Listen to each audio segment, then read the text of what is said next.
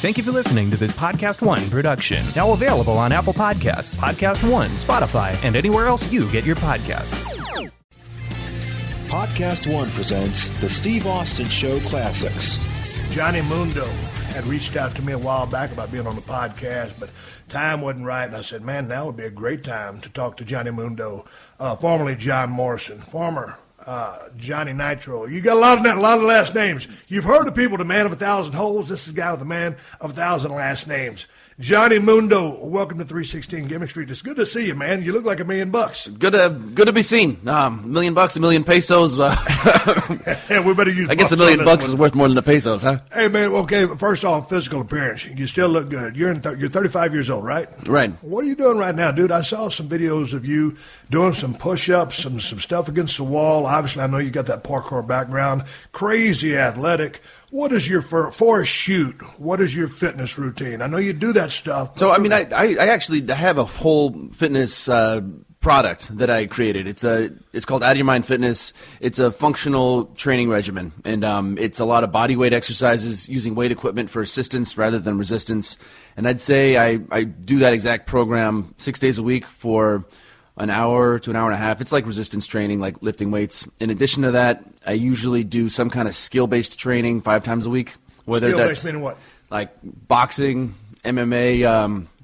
I train sometimes downtown with your buddy Josh Barnett. I was wondering because you before we roll sound, you said you live downtown now. Yeah, and his spot over there down there at Tap Out is He's a great place, and yeah, if you're going to train MMA, he's the guy to learn from. You damn right, man. He's a big bad dude. And so usually like the weight training and some kind of skill based thing, and the skill is more like training cardio. So if it's MMA or boxing or parkour or some kind of stunt choreo, that's usually just what happens with what I'm doing based on my schedule. Okay, but for cardio, like what? You like doing? So literally, like if you're doing sprints. If I'm training MMA, that'll be my cardio. Okay. So if I'm in the octagon at Tap Out for a couple hours, like some of it's skill based, but then we'll just roll live. And if it's like a half hour of like trying to tap somebody out or not get tapped out, that's winning. Yeah, actually, but dude, let me just say about 15 minutes is all I I need. But still, that is very intense. I never knew you was into the MMA stuff. Well, I don't think I'm ever going to be like competing in MMA, right. But I was a high school wrestler or college wrestler, and it's like I rolled jiu-jitsu in college for a little bit. It's something that I like to do because it's more interesting than running on a treadmill. How far did you get at the high school and collegiate level? I mean, I was CAF champion here, born and raised. Team captain like a junior and senior year in high school up in Palos Verdes Peninsula. Yeah. And I wrestled for only 1 year at UC Davis, which is D1. Right. But I ended up not having really bad knee injuries, but I tore my meniscus on both knees and had 2 surgeries back-to-back at the end of my first year. And it was just enough to bump me off my I had like the eye of the tiger. You know, I was not partying, not drinking, nothing except lifting weights and training for wrestling my first half of my freshman year of college. And then after those 2 surgeries, it just bumped me off that track, and I started like going out, having a good time, and I really wanted to get into stunt fighting. I didn't really identify that I wanted to do pro wrestling at that time, but when I left collegiate wrestling, I started doing kung fu, jiu-jitsu, and gymnastics because I was trying to prepare for a career in stunts, and that kind of just took over. What made you want to pursue the stunt work? Just a love of movies? Yeah, I mean, part of the reason I started wrestling in high school was because I was a huge wrestling fan, and then I was always a huge fan of Jackie Chan and, right. Like good old Predator, Die Hard, Bloodsport, those kind of movies. And I think I was a film major also at UC Davis. Right. So I wanted to produce and star in action films. But you had another major, too. Geology. Now, what were you going to do with that? That was when I was pretty idealistic. I thought that geologists were kind of like Indiana Jones, like going and exploring places, finding gold mines and stuff. And when I got into it, it's actually really complicated. You have to take chemistry, advanced calculus, and a lot of this exploration now is like there's no gold mines that haven't been discovered. Like the stuff is seismic exploration, so you have to set charges and look for like oil shale like deep beneath the ocean, which still sounds cool, but it's not like you're on a tank not like with Indiana a whip. Jones. Yeah, I mean, you're gonna be in a lab doing a lot of calculations or analyzing soil sediments and for some reason, when I started getting into the actual work of what a geologist did, it wasn't what I thought. It wasn't as creative and fulfilling and outdoorsy. So did you end up finishing college? Yeah. I applied for Tough Enough 2 my senior year. Right. And I didn't make it. And I got rejected from Tough Enough 2 and literally graduated June 14th. I walked. June 15th, I was in Denver for Tough Enough 3.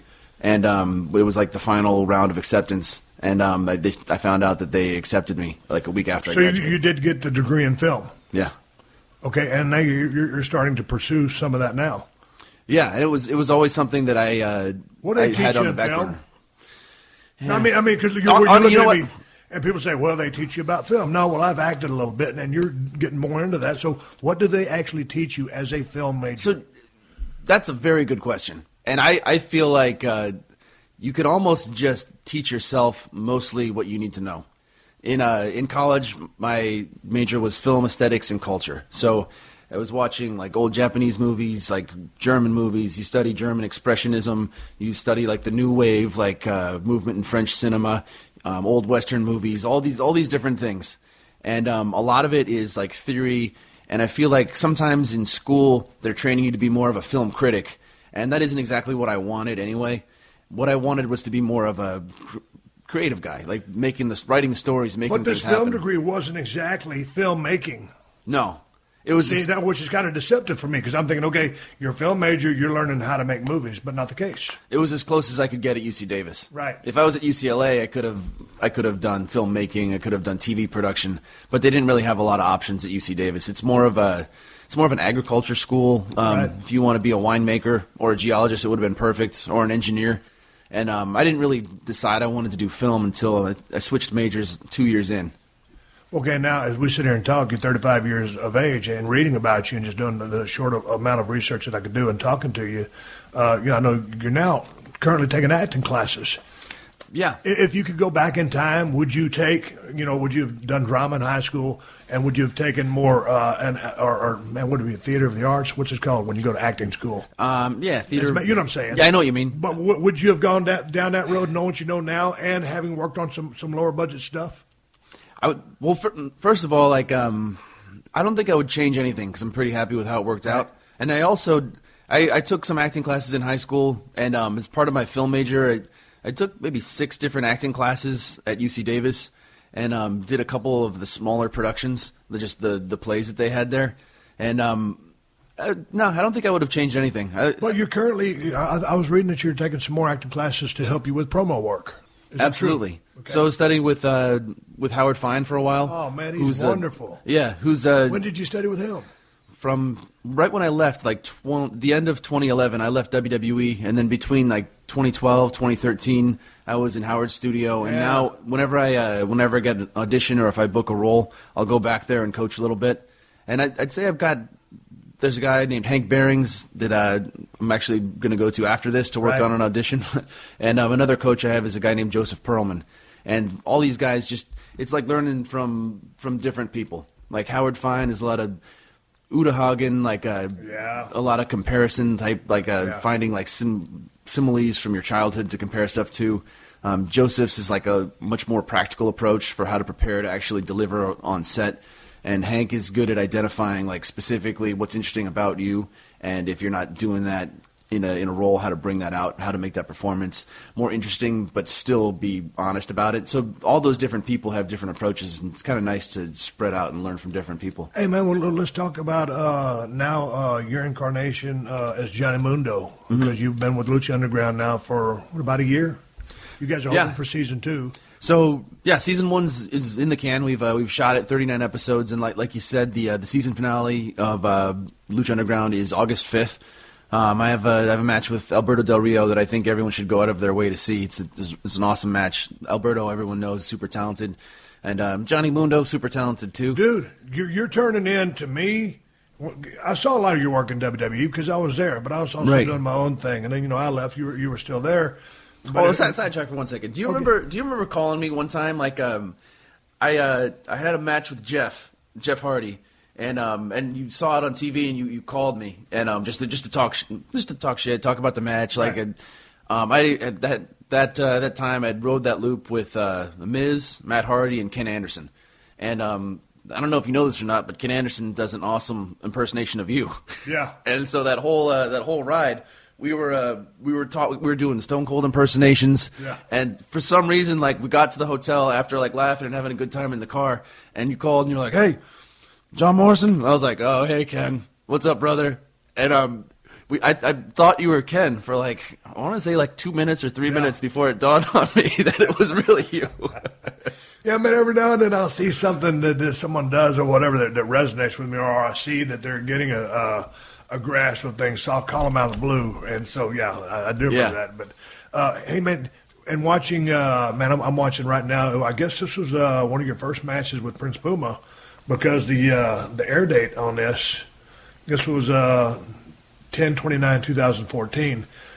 Was this your first match back after a 3-year layoff? Because it's a hell of a damn match. I'd been working, and I still do. I still work independent wrestling shows, but not nearly as full-time as I had been on the road. I haven't worked a full schedule until Lucha Underground, and that is one of the first like matches that I had been in quite a while. Because Vampiro and Strike are talking a little bit about ring rust, but really there's no ring rust here. One of the things that I noticed in watching this match, first of all, your work here in Lucha Underground, to me, is much more polished and way further down the road than your work was in WWE. And then also, man, Jesus Christ, I guess you guys and that, what was the match called where you and Prince Puma wrestled for? It was an hour. The Iron Man match, the all night long match? The all night long, yeah, it was all night. Because you go into Dario Cueto's office and he's got the proposition for you. Right. I love the way those things are shot. Tell me about that, because that's about as close to acting as you're going to get without acting. I mean, because y'all spin, and talking to Eric Van Wagenen, it's a television show. And, man, you show up there in character. How was it working with that guy? With Luis, Dario Cueto? Yeah. I think that guy really anchors the whole show. He's so talented. He's very, very talented. And it's exactly like acting. It's like being on set. I mean, you got lines, and they have a little bit of flexibility with the lines, but I would say not as much as a promo in the ring, which has got to be more bullet points, and you just paraphrase because you don't know how the people are going to react to you. Right. But these aren't for a live crowd. This is like filming a TV show. Exactly. So you have lines, and they cover it from different angles, which means you can't be changing what you're saying every time. Oh, but in that scene, I mean, they'll come from Dario's perspective. You just see his hands in the shot with you in the foreground. I mean, it's just good stuff. I love the sunglasses that you're wearing. How long does it take you guys to knock those out? And that's another thing. I'm amazed at how fast they get through those. Because they're expensive, it's expensive to shoot that way. They're usually running like a 2-camera setup, and they're shooting on Alexas, I think, which is usually the same type of cameras that you'd see Ray Donovan or any like big primetime like TV shows shot on. And they don't have a ton of time to be shooting these things. So the one you're talking about now, where I'm in Cueto's office, I think we shot that whole thing in 2.5 hours. Right. But we also shot it in English and Spanish. Right. That's what I've been hearing.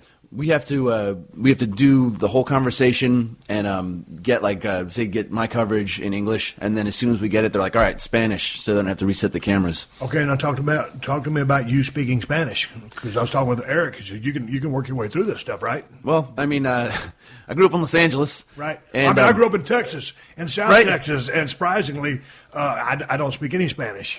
I also dated a Mexican girl for a long time, so I learned a bunch of swear words from her dad. Yeah. So you know the good stuff. Yeah, exactly. So you were able to adapt. So I took Spanish 4 years in high school. I lived in Spain for a summer in college, and I wish I'd partied less and learned Spanish a little bit better while I was over there. But all those things kind of just, I think they're somewhere deep in my brain, like all those the words are there kind of. Right. And being backstage in the locker room, a lot of the guys don't even speak English very well. Right. So I'm putting together matches with Aerostar, for example, in Spanish. And it's just, I think it's just the more you do it, the better you get at it. Oh, absolutely. With repetition comes, is on-the-job training, and repetition, leads to being more efficient at it. And I've tried to make a point of, like, speaking in Spanish rather than having my voice dubbed. Right. And at the beginning, I was clunkier. And there was a couple, I did a sit-down interview with Vampiro, and I just had to have him have cue cards because that was like a 5-minute conversation. And for the and shorter I watched things, that. Yeah. yeah. Okay. So that one I had to do in Spanish, and that one I needed cue cards for. You're listening to another classic episode of The Steve Austin Show, only on Podcast One. Geico asks, how would you love a chance to save some money on insurance? Of course you would. And when it comes to great rates on insurance, Geico can help. Like with insurance for your car, truck, motorcycle, boat, and RV. Even help with homeowners or renters coverage. Plus, add an easy-to-use mobile app, available 24-hour roadside assistance, and more. And Geico is an easy choice. Switch today and see all the ways you could save. It's simple. Go to geico.com or contact your local agent today. Steve Austin, Unleashed. Okay, let's talk about Johnny Mundo, the character, versus John Morrison or Johnny Nitro or all the names that stupid you had. names, yeah. Who and what is Johnny Mundo? How did you come up with that character? And working with those three acting coaches that we just referenced, how did you apply any of those learnings into what you do now, just from a presentation standpoint of the character? I haven't really changed that much between John Morrison and Johnny Mundo. I mean, the Some of the same mannerisms. The primary reason for the name switch is just Lucha Underground is trying to own everybody's names, Correct. and I don't personally own John Morrison. If I did, I would have used that same name probably. Right. It's kind of annoying to constantly be switching names, and then every interview But I dig do, the Mundo. I just like the way it sounds. So I do too. But anyway, back to you. And they wanted my name originally to be Johnny World for Lucha Underground. Right. And I thought World would be hard to chant, and Mundo is just World in Spanish. Yeah, dude, I dig it, yeah. Yeah, so it's basically the character is like taking elements of who I am with the volume turned up as most wrestling characters should be.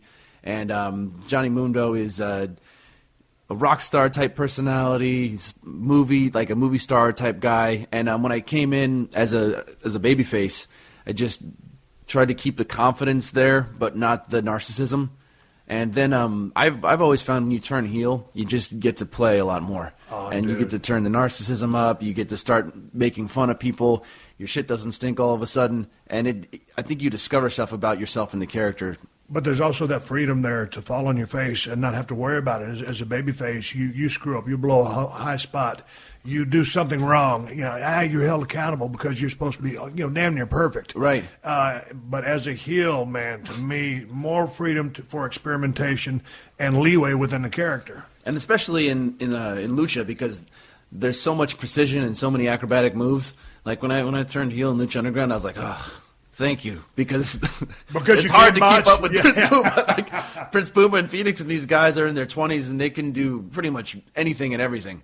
And for me to keep up with them as a babyface was interesting and fun. But the pressure's off a little bit, because now I just have to kick their asses. So now you, I keep up in a different way. Are you considered a rudos now? Yeah. Rudo, is that the correct name? Rudo is the correct term for heel in Mexico. Okay, and Technico would be the babyface. Okay, man, I was just sitting there watching the match with you and Prince Puma, and then, of course, the all-night match, and there's a difference in that match. And was that because of the heel turn, why you're so much more aggressive in that second bout? That was it, yeah. Because, man, first of all, I didn't see any ring rust here, and like I said, in this match, your work is way better than it was in WWE, especially now with the heel switch. Dude, I love how decisive you are, how you're executing. There's no hesitation. You said the word yourself. You said confidence. I see a much more confident performer in the ring.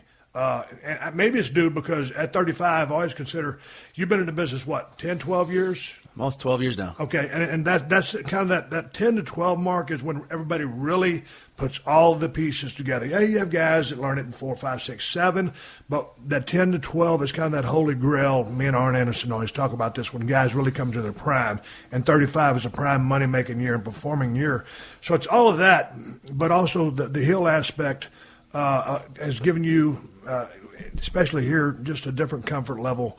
But you're executing on a much higher level than you did in WWE. Would you agree with me? Or would you take that back to, obviously WWE, you were still learning. I know it's a long-winded question. I'm bad about doing this because in one of your interviews with Dario Cueto, I believe, you said you were handcuffed in WWE. Can you break down all the questions I just asked and try to make chicken salad out of chicken shit? Absolutely. So I think my work has definitely evolved, and I've been doing stuff physically at Lucha Underground that I never even really attempted at WWE, but really more importantly, the confidence is there. And I think sometimes when you're on the road full time and you step away and you get a chance to marinate on who you were in the ring, the choices that you made, and why you did what you did while you were wrestling, and when you come back, you have a clear idea of who you want to be in the ring. And I feel like I have that now with Lucha Underground. As far as the handcuffs go, I feel like WWE is the best way to. I use this metaphor a lot. It's like an express train, and their train is moving very fast, and they've got a couple of main event guys that are drawn. I mean, you've got Cena, you've got Taker, and people are paying money to see those guys. Then you've got people like me, like I don't know, Ziggler, Miz, like they're there on the show. We have followings, and people want to see our matches, but really, the most important are the main event guys. And when I say handcuffs sometimes with WWE, I felt like I wanted to be the main event guy. I wanted to be the guy that could come up with any idea I wanted and have it happen. And just the way that the business works over there, you can't have that for everybody. You just can't. It's impossible. You just can't. There's too many guys. And at Lucha Underground, I feel like I am that guy. Like I'm the main event guy. I'm the guy that I can walk into to talk to Eric. I talked to him yesterday. Just call him on his cell. I can talk to all the creative guys, and if I have an idea, I can tell them what I want to do and why I want to do it, and then we can discuss like yes, no, why not, or when. And I just feel like I have more creative autonomy at Lucha Underground, and that's what I meant by handcuffs. And because we're not sitting here bashing WWE and or also creative. It's two different machines. And in the context of wrestling promotions, of course you're going to bash each other. That's the whole thing. Yeah, but there's no malice intended. It just says what it is. They're two different systems. Right. It's funny because I've noticed it too, and you hit the nail right on the head. When I stepped away for a while and looked at what I was doing, I had a different approach on it. And although I've been out of the wrestling business since 2003, I continue to learn because I continue to watch. And therefore, I'm still very informed as far as what I would be doing now or how someone is coming across or what the work is and looking at the quality of work. So you were able to take the time off and reevaluate and assess and see, okay, it's a whole different standpoint. Yeah. I always like to say this. Sometimes you're so far in the forest you can't see the trees. They're right in front of you. Mm-hmm. All of a sudden you clear out a little bit, get some headspace, and you think, okay, man, check it out. Here's a whole different presentation. I'm coming from a different place now, and it's a more well-rounded approach. And I kind of was talking to Tyson Kidd. He just went out to get his neck fused up. And I said, hey, man, in your downtime, man, I said, keep watching the business, but now that you're removed from it, look at who moves you in promos. Look at who resonates with you, or listen to the crowd and watch the guys. Yeah. And then watch the guys and listen to the crowd drop off, and try to analyze where they lost the crowd, why these guys had the crowd and this other two guys didn't. So that's the way I always approach the business. And when I get a chance to watch, I still do that. And yeah, same. And I think you're absolutely. I think we're talking about the same thing. You just get that chance to marinate and think about it. And for me, it just became easier to simplify. Like the most simple way, to explain the business to people. And this is maybe another reason why the time helped me is a lot of times you do independent wrestling shows and you end up doing a seminar and doing a class and teaching the students wherever you are. Like I did one for Santino's Wrestling School a few months back in Toronto. And you get a group of young wrestlers, and they're asking you questions, and you're like, oh, well, shit. now I gotta think about it and answer these questions for myself. And the most simple answers to a lot of the questions that I would get asked at these seminars is like the most simple way to explain psychology of wrestling is baby faces give the crowd what they want, and heels take it away. And if you just reduce everything you're doing, if you're a baby face or a heel, to that, everything kind of becomes clear. Like, should I do this or should I not do that? Like, are you a babyface? Does the crowd want to see that? Then yeah. Are you a babyface? And does the crowd not want to see that? Then no, don't do that. It's interesting. It's a very linear approach to explaining the basic psychology of the business, and I never looked at that, but I can damn sure see what you're talking about. And there's a million different approaches. That's absolutely. But I've never heard it explained like that. But it's a good way. Yeah, it's a pretty economical and efficient way of saying, the parameters. Then the next question that's always the hardest is you explain it like that, and then people ask, well, what do the people want? And if you figure that out, you got to do something. Then you're a main event guy. Yeah. But that goes back to and to those guys that ask the question. You go out there and you do something to elicit a response. Based on that response, you proceed accordingly, and that is basically what pro wrestling is. You grab that headlock and do whatever you do, and then you're listening to the crowd. And it's always funny, Johnny, as you well know. It's one thing. Oh well, we've got to get this match we're going to talk about here in a second. But man, you got to listen to the crowd. No matter if you're working, if we're talking 15, 20 years ago, I'll call it in the ring, and even way before, just a finish is all you knew when you went to the ring. Versus, hey, everything mapped out A to Z. You still got to listen to the crowd as far as the timing, and we've got time cues and everything like that. Commercial breaks. It is what it is. It's a very complicated system these days, and guys that are on top or guys that are good have got to be able to survive and make those elements work for them. Going back to your second match with Prince Puma, the all-night match, I went back on your Twitter account. You said that was probably the greatest match of your life. I would agree. That was a badass match that anybody would be proud to have a part of. Man, that bump you guys had all built from. I love the way. Let me see. He took a 2-0 or 2-1 lead on you. Yeah. The one with I love the finish that you got on him when you did the acrobatic thing where you got into the ropes. Referee didn't see it. Yeah. Good way to cheat. I dug that, and so finally, you guys. And I won't give the whole match away, but you can watch it on YouTube. Just find it. What's up? What would that be called, Johnny? I think if you just YouTube Mundo Prince Puma all night long, it'd come up on YouTube. It's an awesome match. The L-Raid. Now, in theory, you guys worked about because you had open and close of the show. You had him, the way the match goes down. So the finish, but you guys basically worked 55 minutes. At least 50. I think we worked over an hour. Over an hour? Because when I watched the match, there was several things that got cut out of the match. Right. So we had break spots. I mean, we worked just like a WWE TV taping, basically. Right. We had worked through the breaks. Yeah. We had I forget how it broke down, but we had 7 minutes break, then 5 minutes, then break, and then 5 minutes, and then we wanted to keep the longest chunk at the end. Right. And this is another thing where we were sitting down and we were in on this. We were talking about when would the break spots be, what would be most effective, and we were all in agreement that we should have as long of a time uninterrupted at the end. Right. The longest chunk should be at the end. We had to do commercial breaks because it's TV. Right. But the more of those that we could do up front, the better, so we could have more time at the end solid. You guys, several times you brought it into the crowds were real interesting spots, and a couple times up there in the corner of that second layer, and then that, of course, you started setting the table, no pun intended, with the tables. Right. And, of course, they weren't to come into play until later, but you set the table, you set the anticipation that you knew soon enough, or at some time, these tables are going to be used. I think that's the beauty of those type of things. Oh, dude, you set the things up, and you tease it, and then you set something else up, and you tease it again, and then eventually, everyone knows. Someone's going through the tables. When are they going to be used?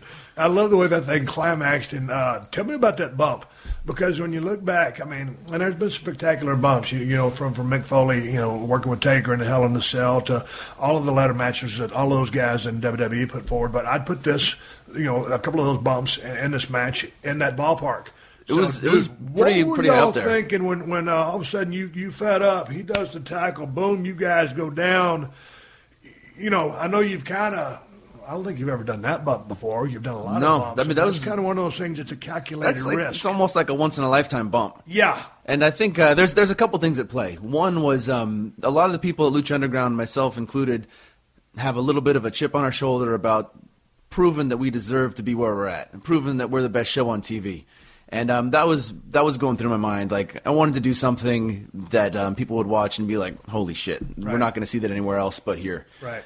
So that was what was going into that. And side note, this is how crazy Puma is. We were talking about that stuff. You guys have amazing chemistry, by the way. He's like, "Why don't we do a Spanish fly? I'll hit you with this," and I'm like, "Oh." Yeah, you're thinking we're already 20 feet in the air. We don't even be doing flips out of the tables. So that's what he actually wanted to do? Originally. And we were talking about it. Yeah, I'm watching the finish in the first time, you guys, and there is a Spanish fly executed. He wanted to do that off the thing through those tables. No. And we looked at it, and I was like, let's just Good call. let's just make sure we hit the tables. Yeah. And that set is it's a little bit janky. Yeah. Like it's a concrete slab, but there's like those metal rebars around it, and some of those things aren't real metal. They're just set deck, so they're styrofoam. So the first time we got up there, like I took a little step on that metal rebar and it broke because it's styrofoam. And I was like, we got to be pretty careful about what we're doing up here. And the way that it turned out, I think was perfect, because when we landed, both of us had the wind knocked out of us, and we're both like for a second like, hey, you okay? Yeah, you okay?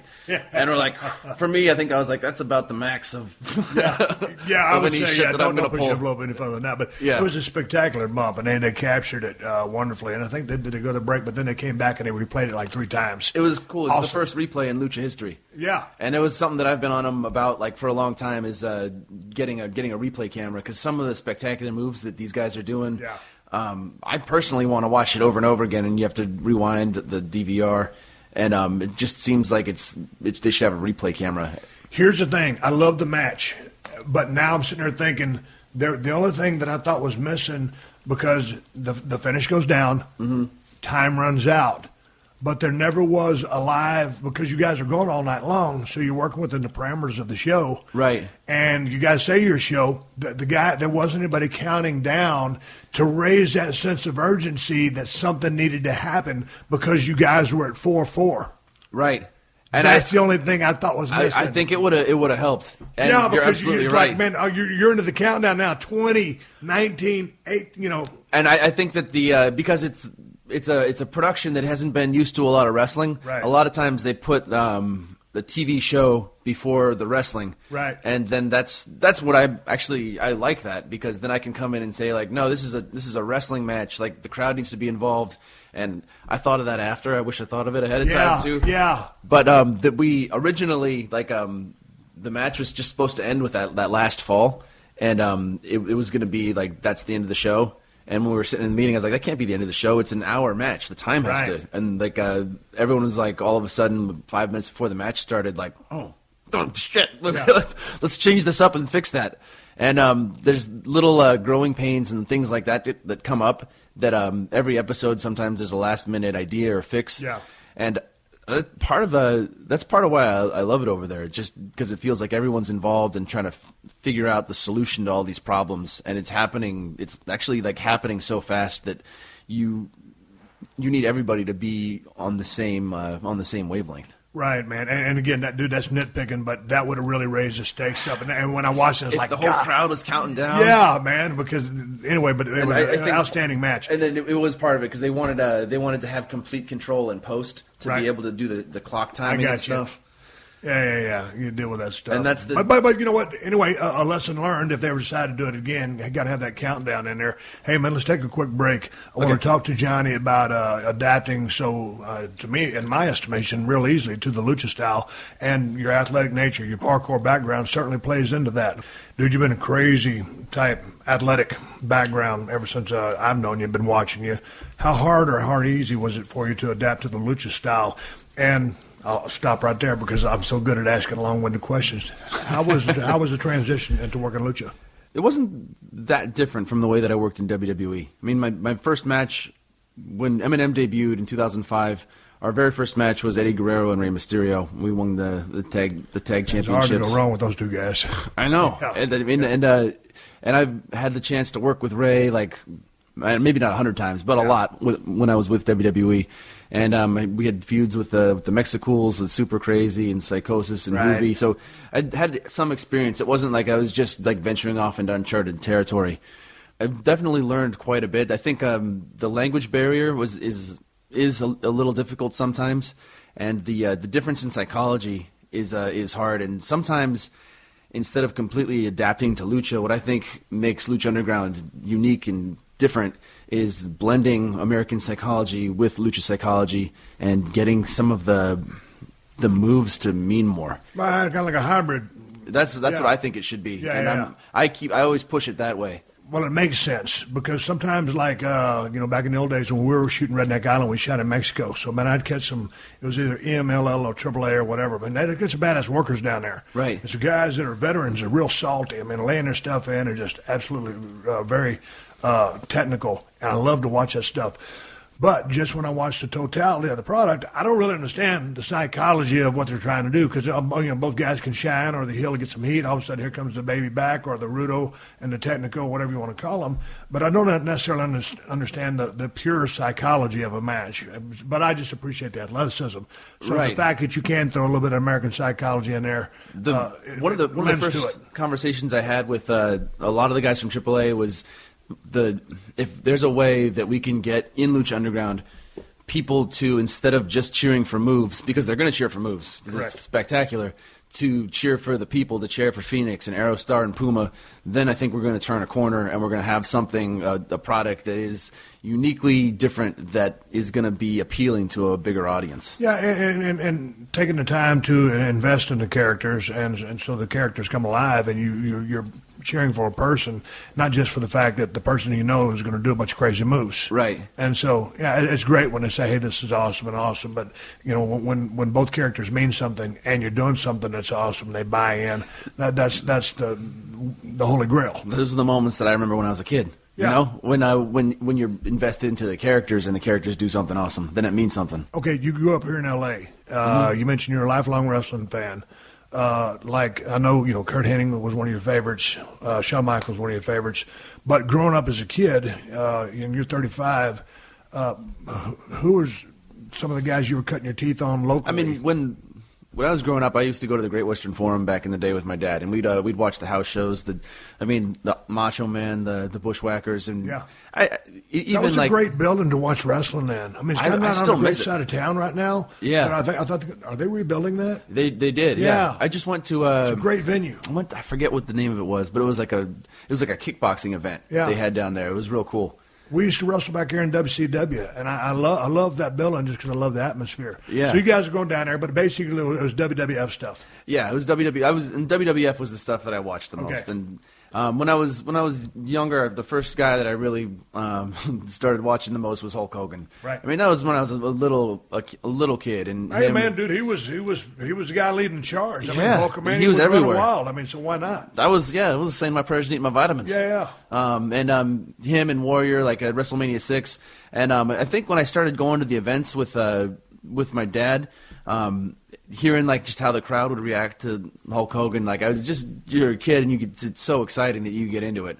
As I got older, Macho Man really was my guy, and the Bushwhackers, the Rockers like Marty Jannetty, Shawn Michaels, the tag teams, Legion of Doom. Right. I mean, it's if you're a wrestling fan, it's really everybody. Right. I mean, I'd say Macho Man is one of the guys that had the most influence on who I wanted to be in the ring. Really? Yeah.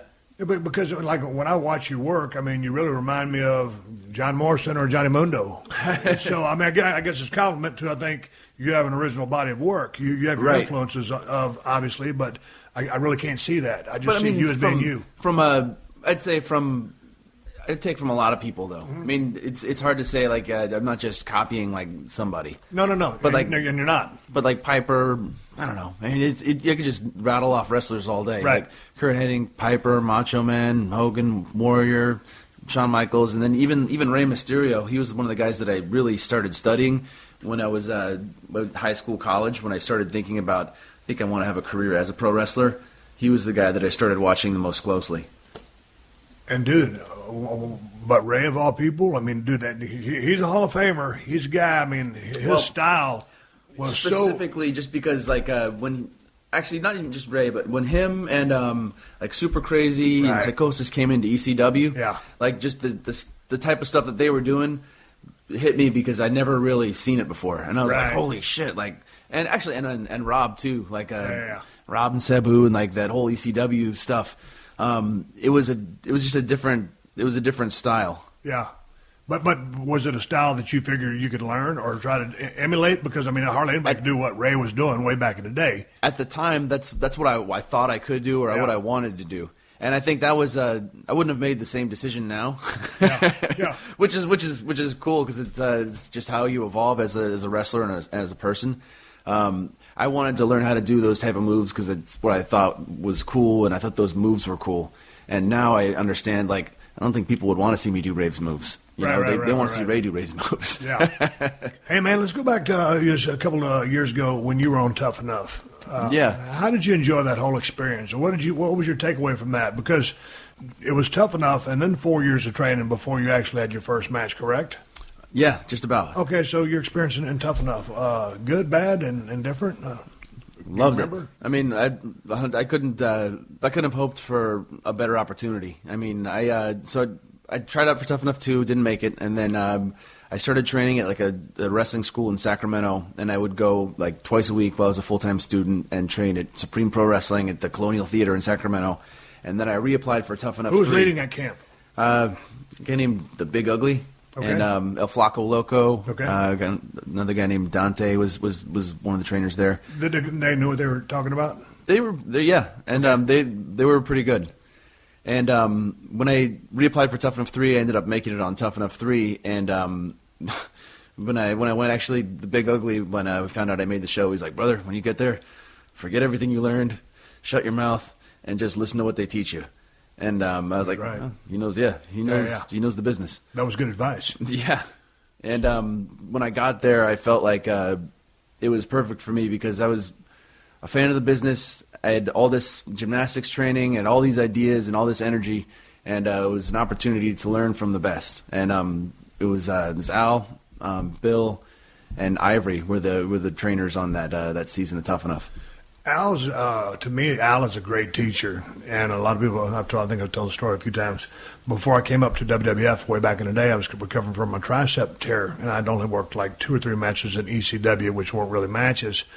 And so, I told Vince, when he hired me, I said, "Hey, man, I got some ring rust on me. I'd like to go to Lima, Ohio, and to Al's camp and work with him for about 5-6 days." So I flew up there and worked with Al and D'Lo. And so Al was wonderful to me. But because I had a high respect for his in-ring ability and what he could do, and as a teacher. So, and I remember, actually, before the submission match I had with Bret Hart in WrestleMania 13, Al taught me the 2 or 3 submission moves, the Texas Cloverleaf, and 1 or 2 other ones. But I learned those from Al Snow there in his camp in Lima. Right. Yeah. So I thought he was a great teacher. Yeah, I think. I think so too. And I think Bill is too. I don't know what happened with the calamity that ensued down there in Florida and Orlando with him, but I enjoy it. I think Bill is a damn good instructor as well. For where I was on Tough Enough, Bill was perfect. Mm-hmm. I mean, he's a hard ass, and he's aggressive, and he makes you makes sure that you have respect for the business. And on that show of Tough Enough, that's what you need because there's a bunch of kids. Some are respectful, some aren't, but everyone's green as grass. And you need somebody like Bill there, and you need somebody like Al, and everybody's got a role, and everybody is there for a reason. And I thought that I still think my season was the best season. I mean, probably because I was on it. But well, where did y'all film at? We lived in a house up in the mountains in Calabasas, and we filmed down in I think it was over there somewhere. I think it was North Hollywood. We filmed at a big studio. Now, you're a film major, but this is your first foray into TV, correct? Mm-hmm. What were your thoughts about how the reality television aspect broke down for you? The very first day I was there, and I remember watching the cameras and kind of walked off the mat to look at it, and Al Snow come up right next to my face and goes, "Hey, are you here for that, or are you here for wrestling?" And I was like, "Oh shit, I'm here for wrestling." Right. I can think about that stuff later, but for now, let me just think about wrestling, think about what I'm learning. And I tried to tune that out as much as I could after that, because I realized I can't do. I mean, some people can. I can't though. I've got kind of a singular focus a lot of times. If I focus on one thing, I can get really good at it. But if I try to do too many things at once, I just kind of average or less at all of them. Dude, I tell my wife I'm the worst multitasker in the world. You give me one thing, I'm cool. Right. But all of a sudden, if you start spreading my attention span over about 2 or 3 or 4 different projects, I'll shit to bed every single time. Yeah. I don't like to multitask. Now, after that, you go over to OVW. Yeah, so when I got to OVW, Danny Davis was there, and Jim Cornette was running it, and we had We had Lance Storm come in, and I feel like he's one of the best trainers that I had in my whole career. I can't say enough good things about Lance. Badass. Yeah, I really enjoyed the way he explained stuff and the way he ran practice. Right. Because that was when I was at OVW. That was the time where I felt like Bill would come and train, and I got a lot more from Lance than Bill at the time. Because Lance's opinion was that your job as a pro wrestler is to get in shape, do your homework, and when you get to OVW, it's time to learn about wrestling and psychology. And that's how I was treating it. I was doing my cardio, and I was spending like 2 or 3 hours at the gym on my own time every night after practice. And during practice, I was just trying to focus on wrestling, which is what was Lance's forte, is explaining.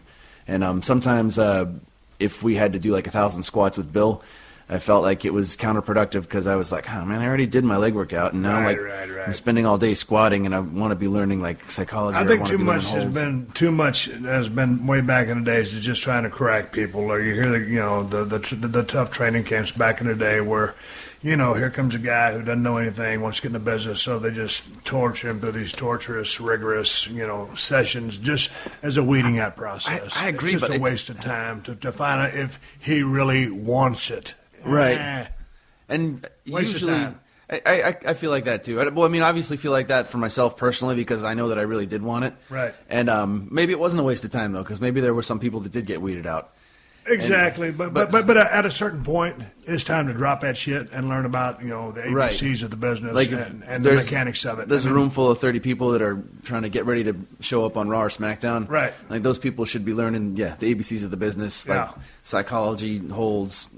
So tell me about the mechanics of the business, just as far as the work with respect to work in the ring, chain wrestling, high spots, the mechanics of it, because, you reached a very high level in WWE. You're at a whole different level working in Lucha Underground, in my opinion. Maybe it has to do with the fact that the guys you're working with from the Mexican side are really great technicians, and that's a rub-off on you, and you've gotten that. I've definitely picked up a few things from these guys. Absolutely. And they... You know what, though? I think the more that – and it's also just that I've been wrestling for an extra 4 years now. Right. And I've had a chance, on the independent scene to wrestle. Like, a lot of the guys I got to wrestle Kevin Steen at 2CW, Noam Dar, Will Ospreay. Like, a lot of the top, guys on the independent wrestling scene. And every time I wrestle one of those guys – hopefully they pick up something from me because I'm picking up something from them too. I'm learning a hold or a different way to do something or something about footwork. And it's definitely now being immersed with a whole new roster of people. There's Angelico who's came up with learning a bunch of stuff from the Tournament, like all those Japanese wrestling holds. Right. And I personally think that you can definitely do too much of that.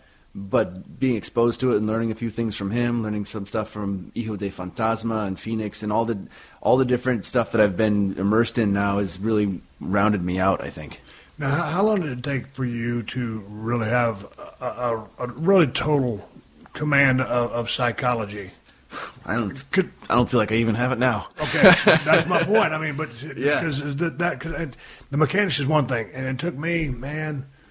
I was a decent mechanic at 2 years, but when I go back and watch my stuff now, I'll cringe and I could nitpick. If I sit there and watch a match, I would just shit all over some of the stuff I did up 5, 6, 7, 8 years. Right? Why did I do that, or that looked like shit? But the psychology part of it, I finally started putting together at about the 8 or 9 year mark, and at the 10-year mark, which I mentioned earlier with you. That's kind of when I really thought I started having a hand of it. But then you get a chance, you start working with your Bret Harts, your Shawn Michaels, who kind of I was a pretty damn good worker. I could work a crowd for sure. But when you work with guys like your Bretts and your Shawns who kind of have that next level of, first of all, athletic ability, not so much with Bret athletic ability. Shawn was crazy athletic, but Bret with the storytelling, Shawn with the storytelling, they were kind of that scientific level from a psychology standpoint. Right. I think right now, in hindsight, I've got psychology 100%, but in the moment, I'm still I feel like I'm almost there, or maybe you should always be almost there. Maybe you should never be all the way there. Right. I learned this in high school and college wrestling. I had one tournament. It was the league championships. I think it was like a 32 school thing. I wrestled some guy that I should have pretty much destroyed, and I barely won. I won by 1 point, and my coach said, like, what the hell is that? Right. I was like, I don't know, stuff wasn't working. And he's like, yeah, it wasn't working because you don't do those moves. Like a lateral drop, like a headlock takeover, like I've never seen you do that stuff before. Why were you trying it? And I was like, I just thought it was there. Yeah. And then he's like, don't do any of that shit. Cross reach single. That's your do a cross reach single, and then do a leg ride and do a power half. That's what you do. And it was and then for the rest of the tournament, that's what I did, and I won. And I apply that same type of stuff to wrestling. Like, if you do certain things well and you know them, just do that stuff, and you don't mess up. But it's when you're trying stuff for the first time, you start to get sloppy or stuff's a little bit off. And that part of psychology I feel like I get now. There's moves that I know, and I know a lot more moves now that I could say I can execute every time than I did 5 years ago.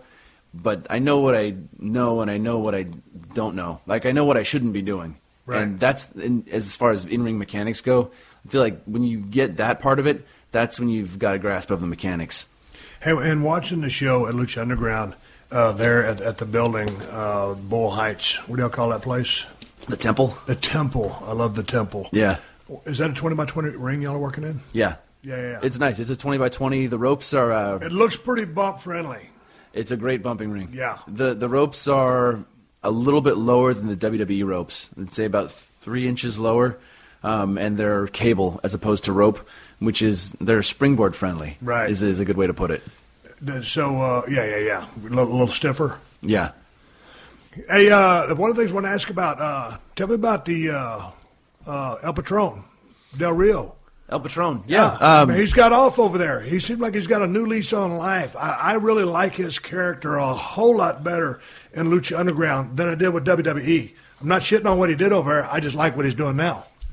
I mentioned before that I think some of the guys have a chip on their shoulder. Right. And I think, I'm saying that in a good way. Yeah. And I think he does, for sure. And when he came over there and he made his debut and he cut that promo about how it feels he feels good to be in a place where the word equal means something. Right. And these are his people.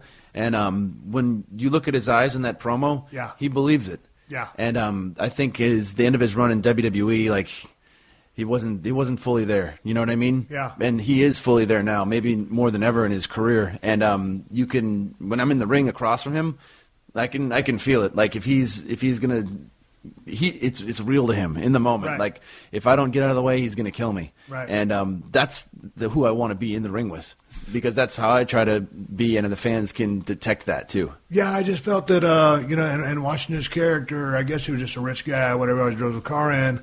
And that guy, and he always had the smile on his face. Right. And it's hard for me to identify with a guy who's always got a smile on his face. And now he doesn't always have a smile on his face. Right. He gets downright dirty. He's got a mean streak, and he's able to express that. And to me, it's just a wide range of emotions, but it's a more focused effort. And he's laying his shit in. And to that point, you're laying your shit in, too. Some of those clubbing blows you're giving to Prince Puma, I mean, good shit. So tell me about how fun that angle was to shoot when you threw that summit through Cueto's window. Because that was awesome. Who wouldn't want to throw somebody through a glass window, especially if you're a wrestling fan, right? The old barbershop. Now, angle. How did that come about? They had, we were talking earlier about how, like, you had, like, the one... the gimmick pool cue. Yeah. They only had one. We're talking low-budget movies. They only had one gimmick pool cue and a whole pool fight scene for about a whole day's worth of filming, so I ended up beating the shit out of all the stunt guys with a real pool cue. That's what we were talking about. Go ahead. So you got one shot. They have one sugar glass window. And this window they've had from episode 3 for the whole season. Yeah. So they're waiting. So it's lasted a while. I mean, they've got it in a protective case in the back. They haven't put it up yet. They're waiting for the right time. And we almost used it once before, and then this was like the time when they're like, all right, this is how we're going to start. You and Patron, we're going to do the glass thing. And the best way to put it is it was awesome. Like we walked through the deal, and when they put the glass up, I think everybody that was there, like seeing the glass and like watching us standing there, just had that feeling of like, this is going to be a moment of Lucha Underground that people talk about, that means something to people. And it felt like that to me too. And to Patron, obviously, too. He's told me about it. We've talked about it several times. So I think starting that angle with him, throwing him through the window, and I'm excited for you to see where we go with it on August 5th because it has season it has finale, Lucha Underground on El Rey Network, August 5th. It has a good payoff on August 5th. Okay. And I think just leave it at that. It's a really cool thing, and it has a payoff. And I think that's one of the cool things about Lucha is there's less loose ends because it's a tighter show. Everything is usually paid off and tied together. It's interesting how you guys go out to commercial break and how you come back in. And I was in my trailer out there in Agua Dulce when Eric came by and he was explaining that. And it's just an interesting take and it's an interesting vibe coming from the world which you came from. WWE for a long time. What made you leave there? Did they not want to renew you? Was it time for you to ride off into the sunset? What happened? So 2011, I had like my first serious injury in wrestling, really. Like I had prior to that, I had like a torn MCL, a partially torn MCL on my other knee, and a couple of scopes.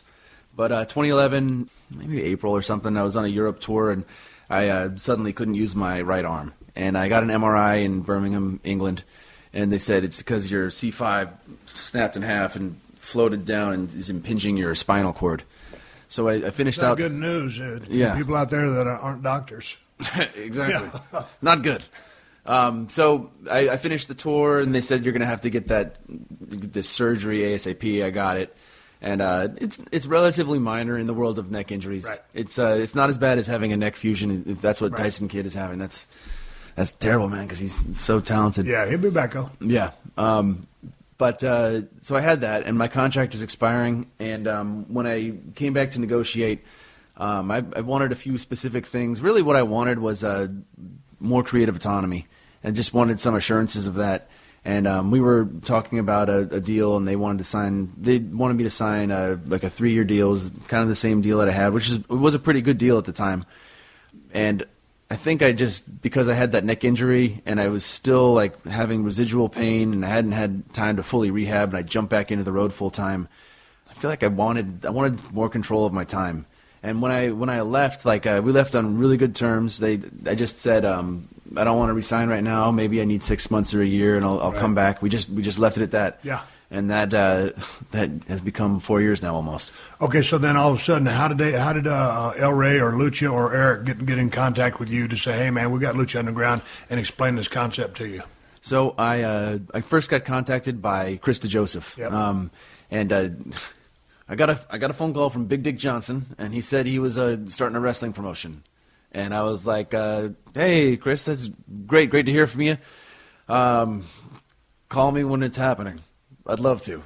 Right. And I say that a lot to people because I've gotten several calls like that, and most of the time, like, you get a call like that, it's bullshit. Like, nothing ever happens.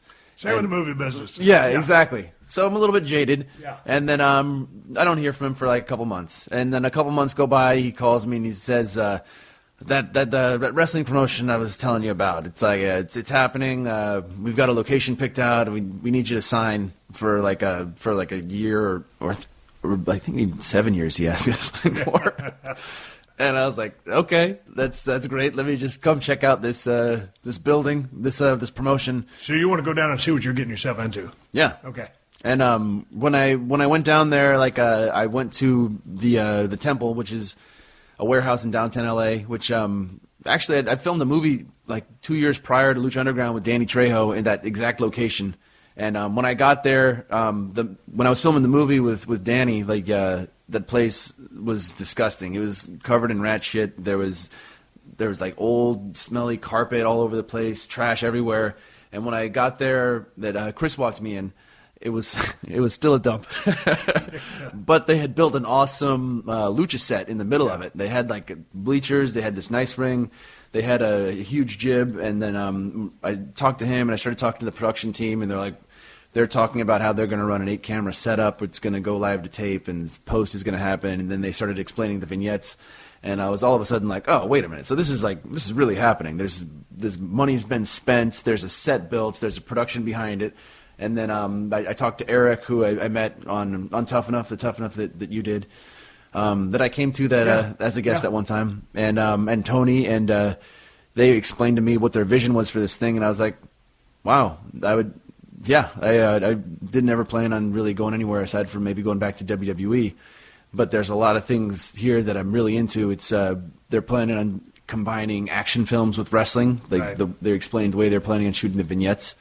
They are shooting in Los Angeles, like 15 minutes from where I live, which doesn't hurt anything. Yeah. And we also set it up so that we're shooting on weekends, which means I can still do movies and projects. As a matter of fact, I missed an episode because I was doing an action movie for Cinetel, right. And they were nice enough to just say, okay, yeah, like if you take this job, it shoots 3 weeks and we only overlap 1 day. Go ahead. And all those things combined was kind of like exactly what I wanted. I wanted to have creative autonomy. I wanted to be free to pursue like movie projects, but I also have more fun wrestling than I do anything else. I mean, there's not really anything more fun than wrestling, but with WWE, it's just like that's all you have. Man, it's a grind, and here's the thing: you were able to get away from it enough to turn back into a civilian, as I say, because it took me 3 years to adapt to being a civilian. Actually, 4.5. I'd say I'm still adapting. Like you know what I'm saying, but you're not on the road all the time. Now, back when I was a road warrior, not a part of the road warriors, but you know what I mean, in the road mode. All of a sudden, you're on the road for days and weeks at a time. It's like, man, I need to go home. All of a sudden, you get home, you're home for a day and a half. Man, I need to get out. So I still get hit with that. There's times when I'm thinking, and I saw a bunch of the guys yesterday. Johnny Jeter got married. I mentioned that to you too. But he was on the Spirit Squad, so there's a bunch of guys from OVW, Mundo, Steve Lewington, Romeo Roselli, Cassidy, and also I talked to Dolph Ziggler's in town. He's doing something else, but I was talking to him about the schedule, and some of those, I think they're on the road 6 days a week now because of NXT. Yeah. So it's even more full time now than it was when I was on the road 4 years ago. Yeah, I loved it when I was doing it, but now like me, now I was doing my reality stuff. Like we're shooting, Broken Skull Challenge was 60 days, but I live on set and I'm in LA. I'm local. If we do Redneck Island, man, I'm 30 days. I'm on a lake. I got a boat, and so it's that kind of traveling. It's not all over the world. But going back to the... but I miss it, though. I would say there's definitely times where I'm sitting at home and I'm thinking, man, I wish I was driving somewhere. Or I wish I was on location. I wish I was doing something. And I definitely have, I feel like that, transition between being a road warrior or a road dog or whatever to being a civilian is tough. So then, any aspirations of going back to WWE? Sure, definitely. It's always hard though to say in wrestling what's going to happen, and I know Lucha Season 2 is happening, and they're really excited about it, and I am too. And I feel like everything that I wanted to do in wrestling is happening for me right now with Lucha, so I'm gonna stay and I'm not going anywhere. But with WWE, when I was a kid, I was watching WrestleMania, and that was my dream. Then dig this. Okay, so you do Season 2 of Lucha Underground if it gets greenlit, and hopefully it does get greenlit. It's a great show. You do Season 2. Then, hey man, pack the bags if WWE were to call, and get back out on the road with them. To me, if you did that, I'm not trying to pry you away from Lucha Underground. I'm recruiting for WWE now. I'm not saying that. I'm just saying, Eric, if you're listening, to me, you're just a more dynamic entertainer. You're better now than you were, and so your value has increased. And with the roster being what it is, there's a lot of green guys out there. There's not a whole lot of guys with 12, 13, whatever years experience you have now to go back in there and get back in and operate, to me, on a higher level. I've thought about that, and it's hard to say what's happening in wrestling and entertainment because there's so many moving pieces. But last time I was backstage at Raw was March, and it was cool seeing everybody. I saw Chrono and Stephanie and all the guys, and it was cool being backstage. And it's something that I feel like at some point, if there's no Season 2 of Lucha or if the show gets canceled, it's something that I'd be interested in doing. Here's the flip side of that, and now I'm going to play devil's advocate for the other side. Man, the micromanagement over there is at an all-time high, I will say. Yeah. And I'm just sitting bashing. It's just the way it is. It's a very, very, very controlled scenario. And so would you be able to exist? Because you really like the freedom of being able to go to Eric or whoever, Kristen Joseph, talking to those cats and expressing your concerns with angles and promos and stuff and your relationship with the guys there. And Dario, Could you go back to that system of being so contained, controlled? Yeah. I mean, that's why I said like if there was no lucha, then yeah, I consider going back. Gotcha. But I mean, there is lucha, and that right now is, I think, it's exactly what I wanted to have in wrestling, and I think that there's a possibility that it could take off and become something much, much bigger than anyone is expecting. I think it could. And I think the potential is there for that. If I don't know, if I were to go back, I mean, I feel like I've learned a lot about who I am in the ring and how to go about sticking up for yourself with who you want to work with, what you want to do. I don't know. I think I could exist anywhere. Talk to me real quick, and let's wrap this thing and go home. I know you got a busy day, and I'm going to pack up and head out to Challenge.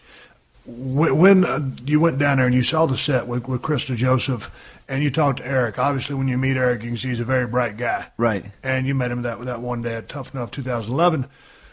But as that picture's being explained to you, that presentation, I love the format that is Lucha Underground. Right. It's entirely different from the pro wrestling world that we knew as WWF or WWE. Mm-hmm. So did that all of a sudden, did that throw you, or you were able to see all the components and put it together in your mind and have the same vision? Because I love the way it's presented. Now, I'm not telling WWE to do that. They do what they do, and Lucha's trying to do something completely different. I respect that. I like the way it's presented. Were you able to visualize that when they were breaking it down to you? Because it's a full concept. To be honest, yes. Like I could, and I've had a lot of conversations with different promotions that have said that they're going to do something different, that they're going to do this, but no one ever really does. Everything just seems like they're WWE. They're trying to be WWE, but they don't have the money, the production, the talent. They don't have what WWE has. And this is the first time when they were explaining everything about how they were going to do the vignettes and how it was going to be all post-produced and run like a TV show. And I was visualizing not too far off from what it is, hoping that I was going to be correct in the way that it was put together. And to their credit, they followed through. Like they committed to being different. They committed to not trying to be WWE, to being something different, which is, I think, to their credit, why it's so successful. It's why I like it. It's why I think a lot of people are responding to it. Oh, dude, 100%. If it was just like WWE, except on our format, I think it'd suck ass. Yeah. I just like the mystery behind it, the mystique. I like the lighting, the production value. Some of the camera angles are absolutely crazy. Right. And so I love the setting. That's the competitive advantage. Yeah. I mean, if you're going to be WWE, except with like 400 people in the crowd instead of 20,000, yeah. You're right, it's going to suck. But with that smaller building and with you running the same building over and over again, you have the opportunity to do those crazy camera angles, to use the obstacles in different ways, to present talent and your roster in a different way, and that's the competitive advantage, and they're doing that, which is the only reason that it's so awesome. Now, how hot or how live is that crowd? Are they buying in? I mean, I know they bought into that hour match you and Prince Puma had, and a lot of them. But are they revved up? If you hit the gas, are they right there with you? Absolutely. And when the very first match I had with Prince Puma, the crowd was there. It was hot.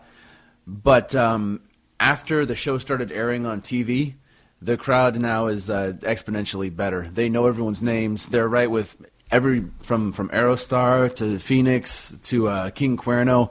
They're chanting names and they're there. It's a live crowd. So in 5 years, I know you're probably not a guy that looks 5 years down the road. At 40, what would Johnny Mundo be doing? And dude, when I say that, that's still a very young man. It's right around the corner. The reason I left WWE was to get into this like action film making and producing. I was talking to you earlier about how I used to live in Manhattan Beach, and I sold my house in Manhattan Beach to pay for a movie that I wrote. The movie's called Boone the Bounty Hunter. It's about a narcissistic bounty hunter who boons celebrities. It's got me like chasing Kevin Sober around Burbank and like hitting a senton off a roof onto him. And then this guy, his show gets canceled, and he goes after real criminals in Mexico. So it's an action comedy that I wrote and I'm starring in and did like a lot of the choreo for. And it's going to be done maybe in a few months. That's specifically what I'd like to be doing 5 years from now. Writing, producing, and starring in action comedy movies. And in the meantime, wrestling. And if I can do both those things, then I'd have everything I want. How long did it take you to write that thing? I mean, I didn't write it alone either. There's 4 writers in the project. I started working on it over 3 years ago. And the first draft took like 6 months and just polished and polished and polished and polished and polished. And we finished shooting it almost a year ago, and we're still working on post. So, I mean, last week I was sitting with the editor. We'll go through the whole thing. We'll watch scenes. And if there's something that's not working, I'll point stuff out. We'll pick different takes and like patch the whole thing together. So I mean, I didn't even know how to explain how many hours I've put into this project at this point. But it's getting pretty awesome. And I think when it's done, people will see it. Okay, so then when you get it out, how will you release this? How will people be able to see it? That's a good question. So this is the first time I've done this. I mean, I've been in a lot of movies, but this is the first one that I've really put myself out there for. I took the trailer to AFM last year, and it got offers and interest from people from Voltage and Lionsgate to Green Films, Gorilla Pictures. Everyone loves it, but they don't have anything to lose. Of course they love it, because if they distribute your movie, you just pay them money, and then they take a commission on what they sell. After we finish the movie, then we have some leverage. So once this movie's finished, I'm going to try to sell it to a distribution company or get a guaranteed upfront from a distribution company, and then that answer to that question, where can you see the movie, will be answered. Okay, then well, maybe you come back on the podcast. We'll talk about where people can see the movie. Love to. What are you guys filming that thing with? What are you shooting on? We shot on Alexas. We shot, I'd say like 80% on Alexas, and then a lot of the pickups we did on an FS 700 with a 4K recorder, and then we cut in some 5D footage.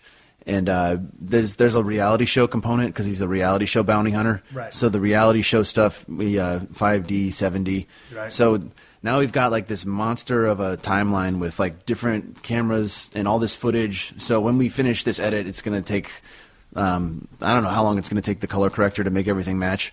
But they're going to have their work cut out for them. The sound designer's going to have their work cut out for them. The music guy, like, there's just a ton of work still to be done. What are you looking at for the running time of the movie to be? That's a sweet spot, hour and a half? Hour and a half is a sweet spot. Right now it's about 85 minutes. Okay. And I forget exactly what the number is, but if your movie is shorter than like 82 minutes, it falls into a different category, especially in foreign markets. They don't call it a feature film. Right. So keeping it around that 85 is what we're going to try to do. And these are those little bullshit things that sometimes you learn on the day. It's like, what the fuck? Nobody told me about this. Yeah. We're having an extra long like final credit sequence. Yeah, I only sold my house to this motherfucker. Now you're telling me we got to do more shit? Yeah, right? Last thing, the season finale of Lucha Underground on the El Rey Network is August 5th. Dude, you're a fitness fanatic. You're looking to do more movies, more acting, some more writing. You can continue your wrestling career. What do you do for hobbies? What do you do for just Johnny Mundo's downtime? Man, that's a good question. I feel like I fill my downtime with work, and maybe it's just sometimes if you're not doing something, it's hard for me to relax. It's hard for me to turn my brain off.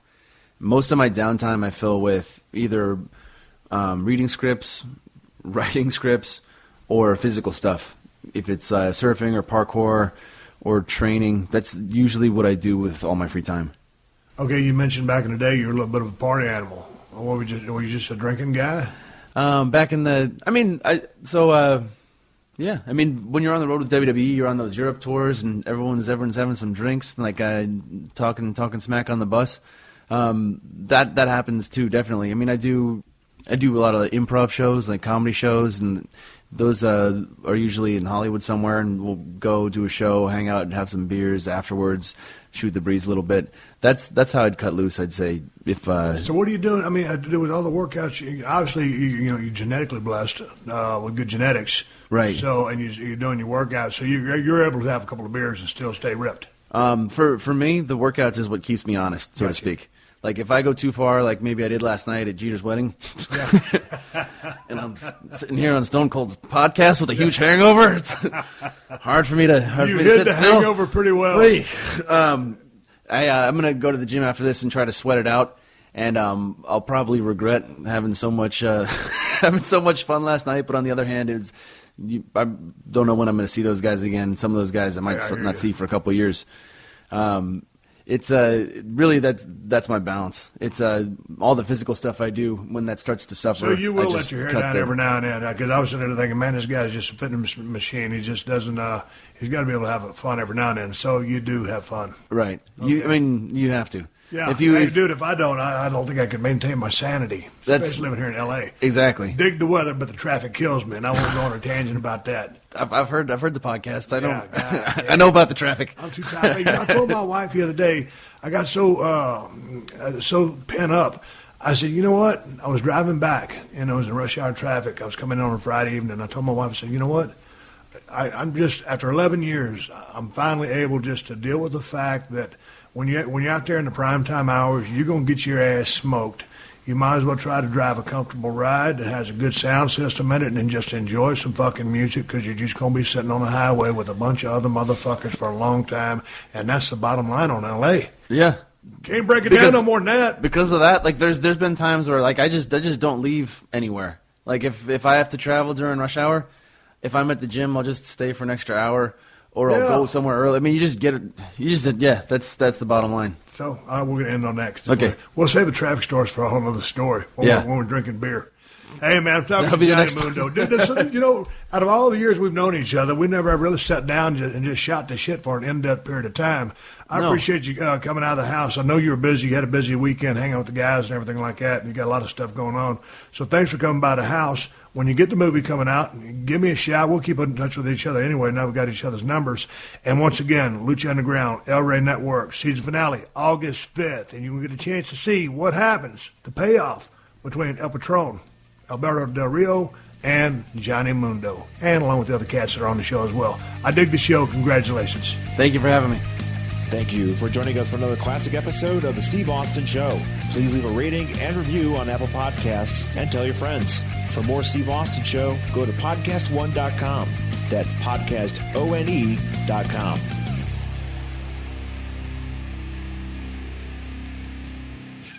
This February on Pluto TV, we're putting the spotlight on iconic black talent. Watch your favorite movies like Top 5, 48 Hours, and More Than a Game. And drop in to binge black TV classics like The Bernie Mac Show and Moesha. Pluto TV has hundreds of channels and thousands more movies and TV shows, all for free. So download the Pluto TV app on your favorite streaming device and start watching today. Pluto TV. Drop in, watch free. I'm Dave Detman, also known as Dr. Gadget. I've got a new podcast called The Big Idea, and every week I talk to inventors and visionaries who made it big in their respective industries. We'll tackle weekly trending tech, provide inside tips for your success, and go deep dives on the latest and greatest innovations. And I know you're going to love this part. I'll also have plenty of free giveaways. Who doesn't love free stuff? So listen to and follow The Big Idea with me, Dr. Gadget, on Apple Podcasts, Spotify, PodcastOne, and wherever you get your podcasts. Yo, what's good? It's your boy, Big Brother Jake, a.k.a. Jake Warner, my government name. Check it out. I host a show called The Big Brother Jake Podcast, and I've taken my talents to the biggest and baddest platform on the planet. That's right, baby, PodcastOne. My show is unique as I talk about everything. Life, sports, entertainment, being a single dad juggling several jobs. I'm a hot mess, but it's damn entertaining. Subscribe and review now on Apple Podcasts and listen on PodcastOne or wherever you get your podcasts.